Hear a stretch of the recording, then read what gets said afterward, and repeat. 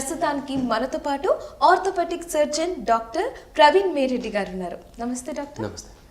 Okay doctor గారు, చాలా మందికి నీస్లో అంటే మోకాళ్ళలో వాపులు and different types of problems వస్తూ ఉంటాయి.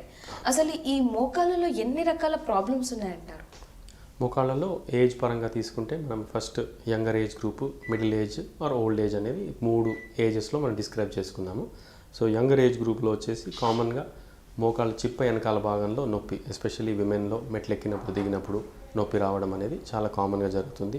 చిన్న దెబ్బలు తగిలినప్పుడు వాపు రావడము, అట్లాగే స్పోర్ట్స్ ఇంజరీస్ అనేది జరిగినప్పుడు ఎక్కువ లిగమెంట్ డ్యామేజ్ కానీ మధ్యలో ఉన్న వాషర్స్ మెనిస్కై అంటాము, వాటికి డ్యామేజ్ కానీ జరిగే ఛాన్స్ ఉంటుంది. ఒక్కొక్కసారి మనకు తెలియకుండా కార్టిలేజ్ అనేది కూడా డ్యామేజ్ అయ్యే ఛాన్స్ ఉంటుంది. ఒక్కొక్కసారి బోన్కి డైరెక్ట్ ఆస్టియోకాండ్రల్ ఇంజరీ అంటాం, అంటే ఎముక ప్లస్ పీస్ ఆఫ్ కార్టిలేజ్కి దెబ్బ తగిలే ఛాన్స్ ఉంటుంది. సో అప్పుడు రికరెంట్ ఎఫ్యూజన్స్ అంటే జాయింట్లో నీరు చేరడము, లేకపోతే విపరీతమైన నొప్పి రావడము, కాలు పూర్తి మడక ఆర్ స్ట్రైట్గా చేయలేకపోవడం అనేది జరిగే ఛాన్స్ ఉంటుంది. ఇది యంగర్ ఏజ్ గ్రూప్ పేషెంట్స్కి. ఓకే. మిడిల్ ఏజ్లో వచ్చేసి చాలామందికి అరుగుదల అనేది మొదలవుతుంది. సే 40 to 55 ఇయర్స్ మిడిల్ ఏజ్ అనుకుంటే, మిడిల్ ఏజ్లో ఇన్నర్ కంపార్ట్మెంట్ అంటే లోపలి పక్క అరుగుదల అనేది మొదలవుతుంది. సో మీడియల్ కంపార్ట్మెంట్ ఆస్టియోఆర్థరైటిస్ అని అంటాం. దాంతోపాటు ఈ మోకాలు చిప్ప వెనకాల భాగంలో కూడా నొప్పి వస్తుంది. ఈ మోకాలు చిప్ప వెనకాల భాగంలో నొప్పి లైఫ్ లాంగ్ కంటిన్యూ అయినా కానీ దానివల్ల మేజర్ ఇష్యూస్ ఏమి ఉండవు. మెట్లు ఎక్కడం దిగడం అవాయిడ్ చేసుకుంటే generally you get away without any major problems. అట్లాగే ఈ లోపల పక్క అరుగుదల అనేది అప్పుడు మొదలవుతే usually it will go through various grades. Grade 1 అంటే కొద్దిగానే గ్యాప్ తగ్గుతుంది, గ్రేడ్ 2 అంటే రెండో స్టేజ్లో ఉన్నప్పుడు ఇంకా కొంచెం ఎక్కువ గ్యాప్ తగ్గుతుంది. దాని తర్వాత న్యూ బోన్ అనేది ఫామ్ అవుతుంది. తర్వాత పూర్తిగా ఎముక రాసుకొని కిస్సింగ్ టైప్ ఆఫ్ లీజన్ అంటాం, అంటే ఎముక రాసుకోవడం వల్ల ఆస్టియోఆర్థరైటిస్ అనేది ఎక్కువ అవుతుంది. అదే advance stage.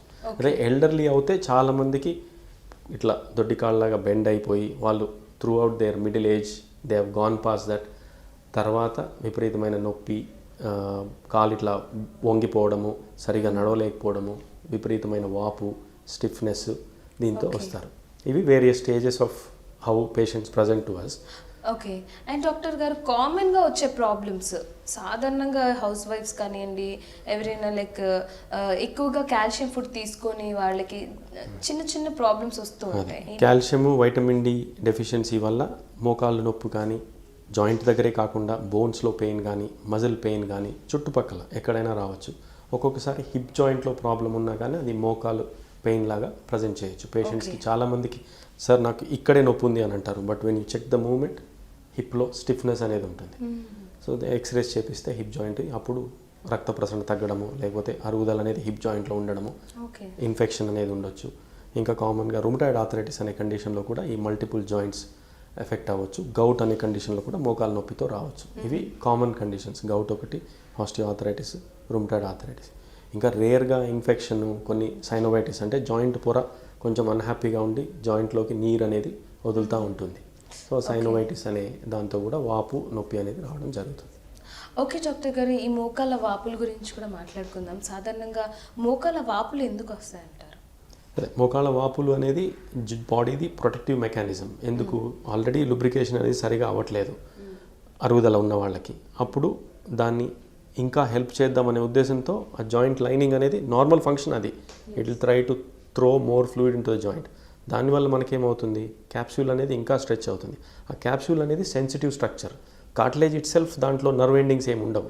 So cartilage damage అయినప్పుడు నొప్పి అనేది మామూలుగా రాకూడదు. దాని వెనకాల ఉన్న బోన్ పైన లోడ్ పడినప్పుడే మనకు బోన్లో మళ్ళీ నర్వ్ ఎండింగ్స్ ఉంటాయి. సో దానివల్ల నొప్పి అనేది ఎక్కువ వచ్చేది ఆ టైప్లో వస్తుంది. ఒక్కొక్కసారి సిస్టమిక్ కండిషన్స్ లైక్ కొంతమందికి రుమటాయిడ్ ఆర్థరైటిస్ లాగా, లేకపోతే హిమోఫీలియా అనే కండిషన్ ఉంది. దాంట్లో కూడా రికరెంట్ ఎఫ్యూజన్స్ అంటే జాయింట్లోకి స్పాంటేనియస్గా దెబ్బ తగలకుండా కూడా బ్లీడింగ్ అయ్యే ఛాన్స్ ఉంటుంది. సో సైనోవైటిస్ ఒకటి, పోస్ట్ వైరల్ ఇన్ఫెక్షన్ అంటే బాడీలో ఎక్కడ ఫీవర్ వచ్చినా, సే డెంగ్యూ ఫీవర్, చికెన్ గున్యా ఇట్లాంటి వచ్చిన తర్వాత మల్టిపుల్ జాయింట్ పెయిన్స్ అనేది రావడం చాలా కామన్గా జరుగుతుంది. అంటే అది లైఫ్ లాంగ్ అలా ఉండిపోతాయి అంటారు? లేదు, usually they will recover. Usually take 6 months to 1 year at least. తర్వాత వాపు గురించి పర్సే మాట్లాడుకోవాలంటే, జాయింట్ చుట్టూ వాపు వస్తుందంటే ఒకటి దెబ్బ తగలడం, ఇంజురీ వల్ల బ్లీడింగ్ అయ్యి రావచ్చు. ఇంకొకటి ఈ ఇన్ఫ్లమేషన్ వల్ల రావచ్చు. ఇంకొకటి వచ్చేసి కంతులు అంటే ట్యూమర్ అనేది ఉంటే కూడా వాపు అనేది రావచ్చు. వితౌట్ ఎనీ రీజన్ జస్ట్ చిన్న దెబ్బ తగిలినందుకు కూడా వాపు అనేది జాయింట్లో నీరు అనేది రావచ్చు. దానివల్ల వాపు అనేది వస్తుంది. ఓకే డాక్టర్ గారు, సాధారణంగా ఈ నీ ప్రాబ్లమ్స్ అనేది ఏ ఏజ్ నుంచి స్టార్ట్ అవుతాయి? Majority of the patients 25 to 45 ఇయర్స్లో మొదలవుతాయి చాలామందికి. బట్ అది సివియారిటీ వాళ్ళు ఎట్లా జాగ్రత్తగా కాపాడుకుంటున్నారనే దాన్ని బట్టి, ఎక్సర్సైజ్ రెగ్యులర్గా చేస్తున్నారా లేదా అనే దాన్ని బట్టి, వెయిట్ ఎట్లా ఉన్నారు, రెగ్యులర్ ఫుడ్ హెల్తీ డైట్ తీసుకుంటున్నారు లేదనే దాన్ని బట్టి, ప్లస్ విటమిన్ డి డెఫిషియన్సీ ఉన్నప్పుడు కూడా ఇవన్నీ ప్రాబ్లమ్స్ కొంచెం తొందరగానే వస్తాయి చాలామందికి. So active life style maintain చేస్తూ వాకింగ్ కానీ, స్విమ్మింగ్ కానీ, సైక్లింగ్ కానీ చేసుకునే వాళ్ళకి జనరల్గా ఈ మోకాళ్ళ నొప్పులు పెద్దగా రావు. ఓవర్ వెయిట్ ఉండి సెడెంటరీ లైఫ్ స్టైల్ అంటే ఫిజికల్ యాక్టివిటీ లేకపోవడం వల్ల ఒకటే డెస్క్ జాబ్ చేసేవాళ్ళు, ఐటీ ప్రొఫెషనల్స్, తర్వాత స్పోర్ట్స్ పర్సన్స్కి దెబ్బ తగిలినప్పుడు వచ్చేది వేరు. బట్ రెగ్యులర్గా నీ పెయిన్ అనేది వచ్చేది కామన్గా ఇన్యాక్టివిటీ అంటే ఎక్కువ పని చేయని వాళ్ళకే ఎక్కువ వస్తుంది. ఓకే డాక్టర్ గారు, అండ్ నీ రీప్లేస్మెంట్ చేస్తూ ఉంటారు, అది ఏ స్టేజ్ వారికి యూజ్ అవుతుందంటారు? ఎలాంటి ఏజ్లో నీ రీప్లేస్మెంట్ చేసుకుంటే మంచిదంటారు? అదే ఇదివరకు డెఫినెట్లీ 60-65 ఇయర్స్ తర్వాతే చేయించుకోండి అని చాలా వాళ్ళకి చెప్పేవాళ్ళం. ఎందుకు అని అంటే 15 to 20 ఇయర్స్ కన్నా ఎక్కువ రాదు అనే ఉద్దేశంతో. But the newer bearings, newer concepts వీటన్నిటి వల్ల జనరల్గా 20 to 25 ఇయర్స్ మేజర్ ఇష్యూస్ లేకుండా చాలామంది నడిపించుకోగలుగుతారు అన్న ఉద్దేశంతో ఏజ్కి అంత కట్ ఆఫ్ మనం పెట్టలేకపోతున్నాం. ఎందుకు అని అంటే యంగర్ పేషెంట్స్ ఇప్పుడు మనం మాట్లాడుకున్నట్లు 40 to 50 ఇయర్స్ ఏజ్ గ్రూప్లోనే చాలామందికి ఓవర్ వెయిట్ వల్ల, లేకపోతే ఆథరైటిస్ అనేది రావడం వల్ల, లేకపోతే రుమటాయిడ్ ఆథరైటిస్ అనేది రావడం వల్ల తొందరగానే అరిగిపోతున్నాయి. సో అట్లాంటప్పుడు ఏజ్ కన్నా వాళ్ళు ఎంత సఫర్ అవుతున్నారు, ఎంత దూరం నడవగలుగుతున్నారు, రాత్రి నిద్ర పడుతుందా లేదా, తర్వాత ఎక్స్రే పరంగా ఏ స్టేజ్లో ఉంది ఆథరైటిస్ అనేది. మనం అనుకున్నట్లు ఇందాక గ్రేడ్ 1 నుంచి గ్రేడ్ 4 అని 4 స్టేజెస్ కింద లెక్క పెడతాం. సో గ్రేడ్ 1 అంటే పెద్ద ప్రాబ్లం ఏమి ఉండదు, మందులతో నడిపించేయచ్చు, ఫిజియోథెరపీ చేయించవచ్చు, ఎక్సర్సైజ్ చేయించుకోవచ్చు. స్టేజ్ 2 అన్నప్పుడు మనం we will have to consider injection అనేది, నొప్పి తగ్గట్లేదు మందులతో అంటే ఇంజెక్షన్ అనేది కన్సిడర్ చేయొచ్చు. స్టేజ్ 3కి వచ్చిన తర్వాత అప్పుడు ఇంజెక్షన్ కూడా పెద్దగా పనిచేయకపోవచ్చు, అప్పుడు ఫిజియోథెరపీ, మందులు ఇట్లా నడిపించేసి గ్రేడ్ 4 వచ్చిన తర్వాత అప్పుడు ఆర్థరైటిస్కి సర్జరీ అనేది రికమెండ్ చేస్తాం. ఓకే. అండ్ డాక్టర్ గారు, ఈ సర్జరీస్లో రీప్లేస్మెంట్కి సంబంధించి ఎన్ని రకాలు ఉన్నాయండి? రీప్లేస్మెంట్ అనేది ఆల్మోస్ట్ మన ఇండియన్ మార్కెట్లో ఒక 25-30 ఇయర్స్ నుంచి బాగా ఎస్టాబ్లిష్ అవుతూ వస్తూ ఉంది ఇయర్ బై ఇయర్. వెస్టర్న్ వరల్డ్లో ఒక 10-15 ఇయర్స్ ముందు నుంచే మొదలుపెట్టారు వాళ్ళు. మన దగ్గర వచ్చేసి రీప్లేస్మెంట్లో పార్షల్ నీ రీప్లేస్మెంట్ అనేది ఒకటి, టోటల్ నీ రీప్లేస్మెంట్ అనేది ఒకటి మెయిన్గా డివైడ్ చేసుకుంటే. పార్షల్ అంటే ఏంటి? ఓన్లీ ఏదైతే అరిగిపోయిందో చిన్న ఇన్సిషన్తో దాన్ని మనం రిప్లేస్, ఏదైతే భాగం అరిగిపోయిందో దాన్ని మాత్రమే రిప్లేస్ చేస్తాం. అయితే ఇది చేయడానికి అందరికీ క్రైటీరియా ఫిట్ కాకపోవచ్చు.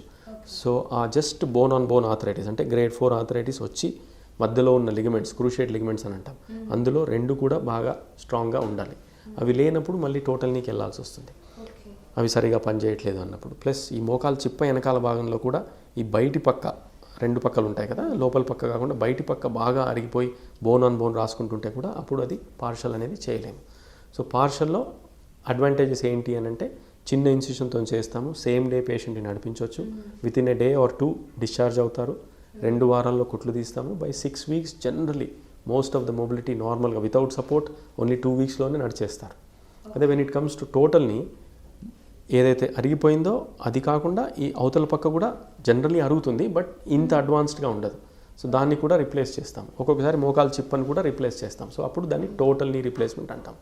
ఆ టోటల్ నీ రీప్లేస్మెంట్ చేయడం వల్ల లాంజివిటీ ఏమైనా తేడా ఉందంటే పార్షల్ నీకి టోటల్ నీకి పెద్ద తేడా ఏమి లేదు ఇప్పటివరకు అవుతాయి ఉన్న స్టడీస్లో.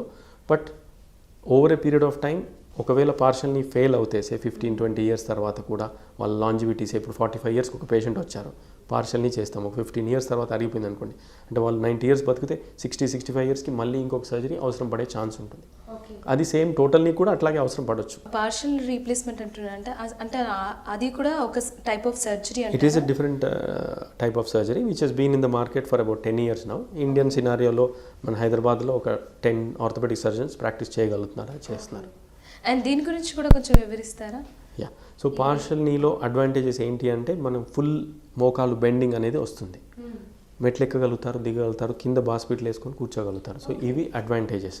టోటల్ నీతో చేయలేరా అంటే కొంతమంది కష్టపడతారు, మెజారిటీ ఆఫ్ దెమ్ టోటల్ నీలో కూడా చేయగలుగుతారు. బట్ దీంట్లో అయితే ఆల్మోస్ట్ 95 to 99% కింద కూర్చోగలుగుతారు, మెట్లు ఎక్కగలుగుతారు, నడవగలుగుతారు, దిగలుగుతారు. Plus recovery is very quick and it almost feels like న్యాచురల్ని బికాజ్ యూఆర్ నాట్ టచింగ్ మనం లిగమెంట్స్ని ఏమి డ్యామేజ్ చేయకుండా వాటిని ప్రిజర్వ్ చేసి ఓన్లీ ఏదైతే దగ్గరికి వచ్చిందో దాని స్పేస్ని ఇట్లా జాకప్ చేసేటట్టు ఇంత చిన్న రిప్లేస్మెంట్ ఇంప్లాంట్స్ పెట్టి చేయగలుగుతున్నాం. ఓకే డాక్టర్ గారు, అండ్ అలాగే ఈ మధ్యకాలంలో enhance recovery and fast track recovery అని వింటున్నాము, అంటే ఏంటి అసలు? ఇప్పుడు ఇట్లాంటి for example partial knee replacement చేసినప్పుడు పేషెంట్కి ముందే మనం కౌన్సిలింగ్లోనే చెప్తాము దట్ సేమ్ డే మేము నడిపించగలుగుతాము, లేదు అంటే నెక్స్ట్ డే అయినా మినిమం నడిపించగలుగుతామని. సో ఇదివరకు నీ రిప్లేస్మెంట్ చేస్తే ఒక 2 weeks హాస్పిటల్లోనే అట్లా పడుకోబెట్టేవాళ్ళు. అంటే వెన్ వీవర్ ట్రైనింగ్ ఒక ఫస్ట్ 2 weeks నీ సపోర్ట్ ఒకటి ఇచ్చి కాలు బెండింగ్ చేయనీయకుండా అదంతా హీల్ అవ్వాలి అని. సో కాన్సెప్ట్ చేంజ్ అవుతూ వస్తూ ఫస్ట్ ప్రియంప్టివ్ అనాలజీసీ అంటాం, అంటే ఆపరేషన్ కన్నా ముందే వాళ్ళకి కొన్ని ట్యాబ్లెట్స్ మొదలు పెడతాం. So we're preparing them for pain control and also psychologically also you will be able to walk on the same day అని. మన ఇండియన్ సినారియోలో ప్రాబ్లం ఎక్కడ వస్తుంది అని అంటే patients, relatives if they are get up they are doing it, but కొంతమంది they are not get up. ఎందుకు doctor ఈరోజు వద్దు రేపు నడుస్తానని కొంతమంది పోస్ట్పోన్ చేస్తారు just for the fear of pain control. Regional anaesthesia అంటే బ్లాక్స్ ఇచ్చేసి లోకల్ అనస్థీసియాలో ప్లస్ రీజనల్ అనస్థీసియా అంటే అనస్థీసియా తొందరగా వేర్ ఆఫ్ అయిపోయి అదే రోజు మధ్యాహ్నం కానీ సాయంత్రం కానీ వాకర్ పట్టుకొని నడిచేటట్టు మొదలు పెట్టేయచ్చు. So this is what is fast track or enhanced recovery and it is been practised all over the country. మన దగ్గర కూడా చేస్తున్నాం. Okay, very nice.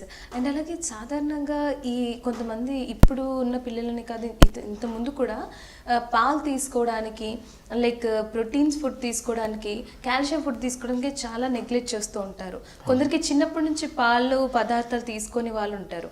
అలాంటి వాళ్ళకి త్వరగా ఈ బోన్స్ ప్రాబ్లం కానీ అండ్ అలాగే ఇలాంటి నీ ప్రాబ్లమ్స్ కానీ జాయింట్ పెయిన్స్ కానీ చాలా తొందరగా అరిగిపోవడం కానీ జరుగుతూ ఉంటుందంటారు.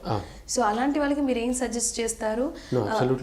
ఏ స్టేజ్లో వాళ్ళకి తొందరగా ప్రాబ్లం వచ్చే ఛాన్సెస్ ఉంటాయంట? షూర్.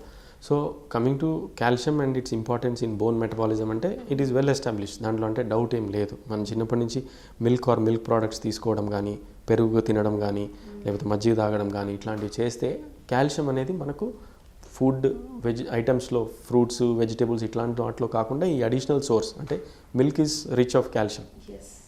అలాంగ్ విత్ దట్ మనం వైటమిన్ డి సన్ రేస్కి ఎక్స్పోజ్ అవుతేనే మన బాడీలో సింథసిస్ అవుతుంది. సో వైటమిన్ డి సరిగా ఉంటేనే కాల్షియం అనేది అబ్జర్వ్ అవుతుంది, లేదంటే మనం ఎంత తీసుకున్నా అది అబ్జర్వ్ కాకపోతే అది waste. So calcium Sandoz tablets అని మేము చిన్న ఉన్నప్పుడు వాడేవాళ్ళము. And along with that calcium tablets కూడా ఇప్పుడు చిన్న పిల్లలకి ఇట్లాంటి వాళ్ళకి ఇవ్వము. But as the age progressing age కానీ, విమెన్కి ఎస్పెషల్లీ ప్రెగ్నెన్సీలో కానీ, హిస్టెక్టమీ అంటే యూట్రస్ తీసినప్పుడు కానీ, మరి ఎల్డర్లీ ఏజ్ గ్రూప్ అంటే ఎక్స్ట్రీమ్స్ ఆఫ్ ఏజ్, మరీ చిన్నపిల్లలకు కానీ మరి ఎక్స్ట్రీమ్ ఓల్డ్ ఏజ్ గ్రూప్ కానీ రిక్వైర్మెంట్ ఆఫ్ ద కాల్షియం అనేది పెరుగుతుంది, డైలీ రిక్వైర్మెంట్. అది పెరిగినప్పుడు మనం దాన్ని సప్లిమెంట్ చేయాలి, లేదు అంటే అడిషనల్ డయటరీ సప్లిమెంట్లో తీసుకోవాలి. So most of the times మిల్క్లో ఫార్టిఫైడ్ మిల్క్ అని ఇప్పుడు ఇంకా మనకి ఇండియాకి రాలేదు, బట్ వెస్టర్న్ వరల్డ్లో vitamin D fortified and calcium fortified milk వస్తుంది. కాల్షియం ఆల్రెడీ ఉన్నా కానీ ఇంకా వాళ్ళు అడిషనల్గా కాల్షియం ఇవ్వగలుగుతున్నారు. సో ఏది నీడ్ని బట్టి ప్రెగ్నెన్సీలో డిమాండ్ పెరుగుతుంది, అట్లా ఎల్డర్లీ ఏజ్లో పెరుగుతుంది. కాబట్టి అట్లాగే మిల్కే కాకుండా మిల్క్ ప్రోడక్ట్స్ ఏది తీసుకున్నా కానీ కొంతమందికి మిల్క్ నచ్చదు, కొంతమందికి లాక్టోజ్ ఇంటాలరెన్స్ అని ఉంటుంది, కొంతమంది అవన్నీ దొరకపోయినా మనం ఇప్పుడు సోయా మిల్క్ కానీ ఆల్మండ్ మిల్క్ కానీ అల్టిమేట్లీ ప్రోటీన్ కావాలి, కాల్షియం కావాలి. మన బేసిక్ బోన్ మెటబాలిజం కానీ మజిల్ మెటబాలిజం కానీ, ఒక మనిషి హెల్తీగా మజిల్స్ చక్కగా ఉండాలి, బోన్ స్ట్రెంత్ బాగుండాలి అంటే ఈ రెండు ఇంపార్టెంట్. దాన్ని సప్లిమెంట్స్ ద్వారా తీసుకుంటే ఆబ్వియస్లీ విటమిన్ డి తక్కువ ఉన్నా కానీ దాన్ని కరెక్ట్ చేసుకుంటే తప్పకుండా అబ్జార్ప్షన్ అనేది మనకు బాగానే అవుతుంది. ఓకే డాక్టర్ గారు, అండ్ అలాగే మాకు ఒక వ్యూయర్ మాకు మెసేజ్ చేశారు, తన ఏజ్ వచ్చేసి 55 years ఓల్డ్. సో సడన్గా ఉన్నట్టుండి లెఫ్ట్ హ్యాండ్ ఏదైతే ఇక్కడ జాయిన్ ఉంటుందో ఇక్కడ చాలా పెయిన్ వచ్చేసి ఈ బొట్టన వేలు నుంచి ఇదంతా పెయిన్ లాగేస్తుంది, ఈవెన్ నేను ఒక చిన్న సింగిల్ ప్లెయిన్ పేపర్ కూడా పట్టుకోలేకపోతున్నాను అనేసి తను కంప్లైంట్ చేశారు. అంటే దీనికి రీజన్ ఏంటి? 55 years అతనికి రిస్ట్ దగ్గర పెయిన్, అది ఫింగరు థంబ్ ఈ ఏరియాలో ఇట్లా లాగుతున్నట్లు వస్తుంది, ఒక్కొక్కసారి పైకి వెళ్తుంది. అంటే యూజువల్గా కార్పల్ టనల్ సిండ్రోమ్ అని అంటాం దాన్ని. కార్పల్ టనల్ సిండ్రోమ్ అంటే ఏంటి అంటే మనకి ఇక్కడ రిస్ట్ దగ్గర ఒక రెటినాక్యులం అని ఉంటుంది, ఫ్లెక్సర్ రెటినాక్యులం అని. దాని కింద మనకు మీడియం నర్వ్ అనేది ఇక్కడ ఏదైతే ఈ 3.5 ఫింగర్కి సప్లై చేస్తుందో అట్లాగే ఈ మజిల్స్కి సప్లై చేస్తుందో దానిపైన ప్రెషర్ అనేది థైరాయిడ్ డెఫిషియన్సీ ఉన్నప్పుడు లేదంటే షుగర్ ఎక్కువ ఉన్నప్పుడు డయాబెటీస్ మెలిటస్లో ఇట్లాంటి కామన్ కండిషన్స్లో ఇక్కడ క్రౌడింగ్ అనేది ఫ్లూయిడ్ రిటెన్షన్ వల్ల మీరు అన్నట్లు మోకాలు వాపులాగా ఇక్కడ వాపు వస్తుంది. ఆ వాపు రావడం వల్ల ఇక్కడ ప్రెషర్ పడి ఈ తిమ్మిర్లు మంటలు నొప్పి అనేది వస్తుంది. ఒక్కొక్కసారి అది పై వరకు కూడా వెళ్ళొచ్చు. బట్ ఇంకొకటి రూల్ అవుట్ చేసుకోవాల్సింది, ఒక్కొక్కసారి పైనుంచి నెక్లో నర్వ్ ట్రాప్ అయినా కానీ అట్లాగే పైనుంచి కిందికి లాగుతుంది. బట్ రిస్ట్ దగ్గర కొన్ని టెస్ట్స్ ఉంటాయి, మనం చేస్తాము. అవి చేసిన తర్వాత కూడా ఏం పెద్ద తేడా లేదు దాంట్లో అని అంటే అప్పుడు రిస్ట్ స్ప్లింట్ ఆర్ సపోర్ట్ అని ఇస్తాము. నైట్ టైం వేసుకోవాలి. ఎందుకు అని అంటే ఎర్లీ మార్నింగ్లో మనకి ఇక్కడ పర్ఫ్యూజన్ ప్రెషర్ అనేది తగ్గి ఈ నర్వ్స్కి బ్లడ్ సప్లై ఏదైతే వెళ్ళాలో అది సరిగా వెళ్లకుండా తిమ్మిర్లు మంటలు వస్తాయి. వాళ్ళు ఇట్లా లేచి ఏమంటారు నిద్ర లేవగానే తిమ్మిరితో వచ్చి చేసినప్పుడు వాళ్ళు షేక్ చేసుకుంటారు చేతుల్ని, అప్పుడు ఇంప్రూవ్ అవుతుంది. దీన్ని కార్పల్ టనల్ సిండ్రోమ్ అంటాము. మందులతో తగ్గకపోతే స్ప్లింట్తో కూడా తగ్గకపోతే ఇంజెక్షన్ ట్రై చేయొచ్చు కానీ పెద్ద రిలీఫ్ రాదు. చిన్న లోకల్ అనస్థీసియాలో ఇక్కడ చిన్న ప్రొసీజర్ ఒకటి carpal tunnel release are decompression అనేది చేస్తాం. అది చేస్తే వితిన్ ఫ్యూ అవర్స్ వాళ్ళకి ఆ పెయిన్ బర్నింగ్ పెయిన్ తగ్గుతుంది. నమ్నెస్ అట్లాంటిది కొద్దిగా టైం పడుతుంది. మజిల్స్ వీక్ అవుతాయి కొంతమందికి అట్లా నెగ్లెక్ట్ చేస్తే. ఆ మజిల్స్ వీక్ అయినప్పుడు ఆ మోటార్ పవర్ అనేది రికవర్ అవ్వడం కొద్దిగా కష్టంగా ఉంటుంది. ఓకే. అండ్ అలాగే ఇంకొక వ్యూవర్ మాకు మెసేజ్ చేశారు, తను ఎక్కువగా ఒకే హ్యాండ్స్ పైన తల పెట్టి పడుకునే అలవాటు అనమాట. సో మార్నింగ్ లేసేసరికి ఈ చేతులని బాగా తిమ్మిరొచ్చేస్తున్నాయి, నాకేమో అలవాటుని నేను మార్చుకోలేకపోతున్నాను, ఫర్దర్గా నాకు ఏమైనా ప్రాబ్లమ్స్ వస్తాయని అడుగుతున్నారు. అయితే ఒకటి, నిద్రపోయినప్పుడు మనం పడుకునేటప్పుడు ఎట్లా పెట్టుకున్నాం అనేది గుర్తుంటుంది కానీ నిద్రలో మనం ఏం చేస్తామని అన్లెస్ ఎవరైనా వీడియో పెట్టి రికార్డ్ చేస్తే కానీ తెలియకుండా ఉంటుంది. So most of the time ఇట్లా బెంట్ పొజిషన్లో పెట్టి పడుకునే వాళ్ళకి చాలామందికి అలవాటు ఉంటుంది, నాకు కూడా ఉంటుంది. సో నిద్రలో మనకి ఎప్పుడు మెలకు వస్తుందంటే మన నర్వ్కి బ్లడ్ సప్లై తగ్గుతుంది, చేతులు తిమ్మిర్లు ఎక్కుతున్నాయి అన్నప్పుడు తెలుస్తుంది, మనకు బ్రెయిన్కి సిగ్నల్ వస్తుంది. వచ్చినప్పుడు లేచి ఏమో అయిపోతుంది నా చేయి అనే ఉద్దేశంతో లేస్తాము. సో అది ఎందుకు అవుతుంది అంటే ఇక్కడ మనకు ఈ ఫన్నీ బోన్ అని అంటాము, అంటే ఈ ఎల్బో దగ్గర అల్నార్ నర్వ్ అనేది జస్ట్ స్కిన్ కిందే ఉంటుంది అది. సో అది ఇట్లా బెండ్ చేసినప్పుడు అది అక్కడ దానికి బ్లడ్ సప్లై అనేది కరెక్ట్గా వెళ్ళదు. సో ప్రెషర్ పడుతుంది. ప్రెషర్ పడడం వల్ల క్యూబైటల్ టనల్ సిండ్రోమ్ అనేది అల్నార్ నర్వ్ అంటే ఈ లిటిల్ ఫింగర్ ఈ రింగ్ ఫింగర్ దగ్గర బాగా విపరీతమైన నొప్పి వచ్చి అప్పుడు కూడా షేక్ చేసి మళ్ళీ స్ట్రైట్. సో అట్లాంటి వాళ్ళు నిజంగా చాలా ప్రాబ్లం అవుతుందంటే ఈ ఎల్బోన్ బెండ్ కానివ్వకుండా ఒక టవల్ లాంటిది చుట్టుకొని పడుకుంటే అది సింప్లెస్ట్ సొల్యూషన్. అప్పుడు వాళ్ళు మడవలేరు నిద్రలో తెలియకుండా కూడా, even if they want to. So that is the simpler solution for that. దానికి కూడా మందులతో తగ్గకపోతే ఎక్సర్సైజెస్తో తగ్గకపోతే సర్జరీ అనేది అవసరం పడుతుంది. క్యూబైటల్ టనల్ డికంప్రెషన్ అంటాం అది. ఓకే డాక్టర్ గారు, అండ్ హెల్దీ బోన్ కోసం ఎలాంటి జాగ్రత్తలు తీసుకోవాలి? ఒకవేళ మీరు ఇందాక మనం మాట్లాడుకున్నట్లయితే రీప్లేస్మెంట్ తర్వాత ఎలాంటి జాగ్రత్తలు తీసుకోవాలి చెప్తారా? రీప్లేస్మెంట్ చేసిన తర్వాత కానీ ఆర్ రీప్లేస్మెంట్ చేయకుండా మామూలుగా హెల్తీగా ఉన్న వాళ్ళకి బోన్స్ హెల్త్ మెయింటైన్ చేసుకోవడానికి రెగ్యులర్ ఎక్సర్సైజ్ అనేది కీ, first most important. And regular milk, vitamin D levels check చేయించుకోవడం కానీ. ఇండియాలో మనకి 80% మందికి విటమిన్ డి అనేది తక్కువ ఉంటుంది. సో స్పాంటేనియస్గా తీసుకోవడము, నెలకు ఒకసారి ఒక 60,000 యూనిట్స్ వన్స్ ఏ మంత్ తీసుకోవడం కానీ, లేదంటే 8 వీక్స్ టు 12 వీక్స్ వారానికి ఒకటి తీసుకోవడం కానీ అట్లా చేసుకోవచ్చు. చిన్న capsule or supplements, chewable tablets కానీ తీసుకోవచ్చు. కాల్షియంని మెయింటైన్ చేసుకోవడానికి విటమిన్ డి అవసరం కాబట్టి విటమిన్ డి మనం చూసుకుంటే కాల్షియం న్యాచురల్లీ మనం తీసుకునే కాల్షియం సరిగానే అబ్జర్వ్ అవుతుంది. కొంతమందికి విటమిన్ డి డెఫిషియన్సీ ఉట్టి సింపుల్ డెఫిషియన్సీ కాకుండా వేరే కిడ్నీ రిలేటెడ్ కానీ ఇంకా వేరే ప్రాబ్లమ్స్ ఉంటే అప్పుడు దానికి స్పెషలిస్ట్ ఒపీనియన్ అనేది అవసరం పడుతుంది. నెక్స్ట్ వచ్చేసి regular physical activity, wait maintenance. మనకు 24 అవర్స్ టైంలో ఒక 8 అవర్స్ పడుకుంటే 16 అవర్స్లో ఒక 1 అవర్ మినిమం ఎక్సర్సైజ్ అనేది చేయాలి. 15 అవర్స్లో ఇంకా వేరే ఎంత ఎంటర్టైన్మెంట్ ఉన్నా, వేరే ఎంత బిజీగా ఉన్నా ఎక్సర్సైజ్ అనేది 1 hour per day all of us should do it. అందులో ఒక 15 to 20 minutes neck and back stretching exercises, strengthening exercises చేసుకుంటే తప్పకుండా యూస్ఫుల్గా ఉంటుంది. నడుము నొప్పి రాదు, బ్యాక్ పెయిన్ కూడా రాదు, ఈ నెక్ పెయిన్ కూడా రాకుండా ఉంటుంది. ఓకే డాక్టర్ గారు, చాలా చక్కగా వివరించి చాలా నీట్గా ఎక్స్ప్లెయిన్ చేసినందుకు థ్యాంక్ యూ సో మచ్.